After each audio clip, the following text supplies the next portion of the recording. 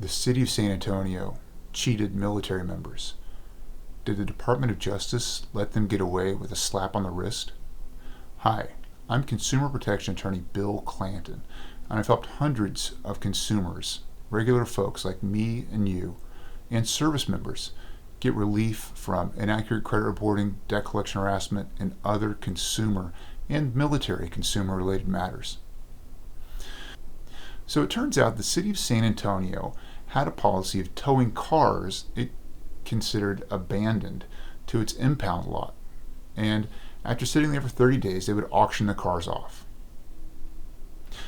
They didn't check who the cars belonged to or whether they had the right to auction them off. They just did it. Now, the Department of Justice filed a lawsuit dated September 3rd, saying that this violated the Service Members Civil Relief Act, or the SCRA. And it does. It violates the act. The Department of Justice alleged further that the city of San Antonio had no policy regarding the Service Members Civil Relief Act. And apparently they don't. But it's very strange. It's downright weird the way this happened. The Department of Justice filed the lawsuit. Here's the lawsuit they filed. And they say that, like I said, they say that San Antonio doesn't have a policy regarding the Service Members Civil Relief Act. And apparently they don't. And the reason I say apparently they don't is because as an attachment to the lawsuit, they filed a consent order, an agreed consent order. Here's the consent order. And here's the signature page. Look at that. September 3rd. It was signed by the U.S. Attorney's Office and the City of San Antonio's office. There are two people named in the suit, Staff Sergeant Rongel and a Specialist Joshua White. Now, the Staff Sergeant's story is more compelling.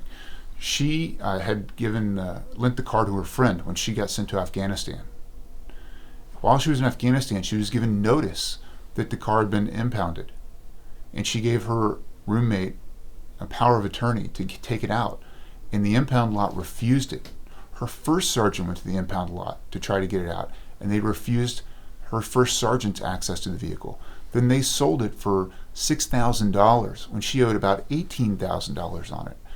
So they left her with a balance on the vehicle, just bad. And they didn't check the Defense Manpower Database to see if check her status, to see if she was in the military or deployed. She was deployed, and they sold her vehicle in violation of the Service Members Civil Relief Act. Now the settlement says she'll get about $28,000, which is a fair settlement for her. Specialist White had a motorcycle that was towed and sold for about $1,600. He's going to get about $18,000 out of this, which is fair for a violation of the Service Members Civil Relief Act. There's a fund established with $150,000 for the 250 other service members this happened to. $150,000 for 250 people, that's $600 a piece. That's why I say this is a slap on the wrist. The city of San Antonio only has to pay $600 to each person whose rights they violated? Come on. In what world is this right?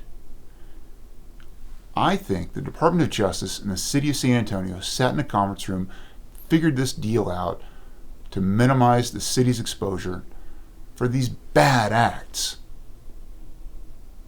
It's fundamental that they should check the database, the Defense Department database, to see if these people have protections under the Service Members Civil Relief Act. We live in Military City, USA. Why didn't they do it? They have no explanation for it. And now the Department of Justice lets them skate free? If somebody's taken your car in violation of the Service Members Civil Relief Act, if you've been cheated by somebody and you have protections under the law, give my office a call.